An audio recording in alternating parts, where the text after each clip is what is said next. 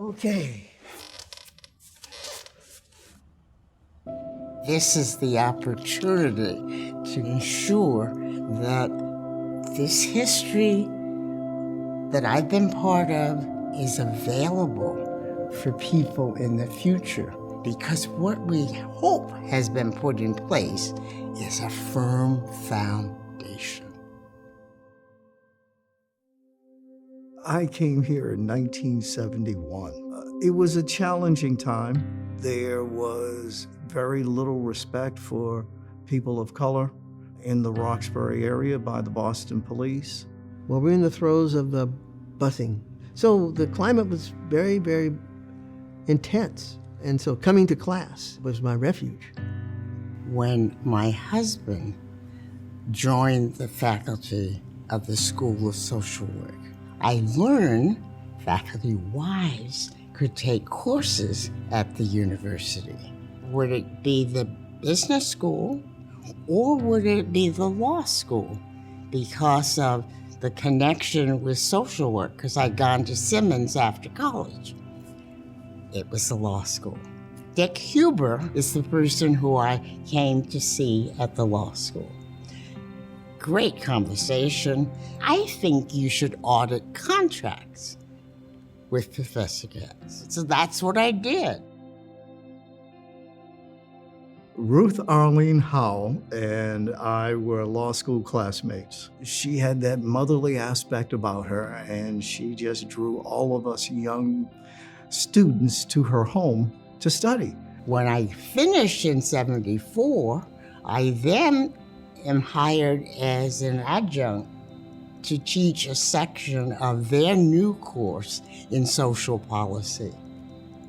And I start to combine it with law and social work. Professor Howe was the first tenured Black professor here at the law school who served basically as the advisor for the Black students who were here.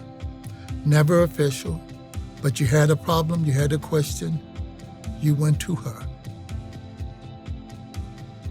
The Black Alumni Network, creation, founding, all took place in my Brookline living room.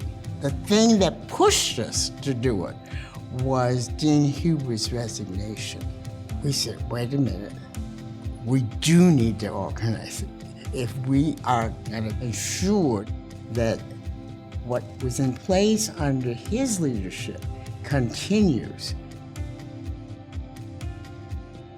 I would say the Black Alumni Network really helps students on campus to see what their potential future looks like. There are lots of judges that wouldn't be judges today if they had not had that contact and influence with Professor Howe. A couple of things about Professor Howe that I try to model is the ways in which I give back. To this day, I could still, send her an email and talk to her, and that availability is incredible. One of my favorite things about being on the band board is that we have monthly board meetings. Professor Howe never misses a call. But when I tell you that it is genuinely a moment to be loved on by people who have been where you've been and who have been where you want to go, it is really, really a magical moment. We've been able to consistently try to hold the school accountable to admitting and supporting Black students.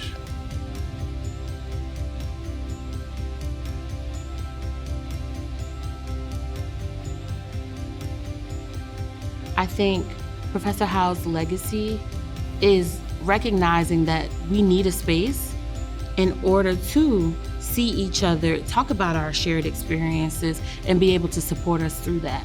I see BALSA's future continuing to be one that is a legacy of Professor Howe in that it is social justice oriented, holding the administration accountable, speaking up on behalf of students, and problem solving when there's need. I'm a member of the class where it's like 45 Black students, which was a historical moment for BC Law. If you come into an institution, you have the ability to impact that institution and to change it and make it a safe space for everyone. And I think her life and her story and her legacy is an example of that. We're really poised to go into another very, very positive phase. A new dean, new commitments, new diversified faculty, younger people. It's exciting. The law school has progressed so much since I finished in '84. It's a different law school. There is this legacy that Professor Howe has established and this culture of looking out for each other and treating each other like family. Professor Howe is the Black history at BC Law. She knows it like the back of her hand because she's lived it, she's recorded it. She knows the names, she knows their class years.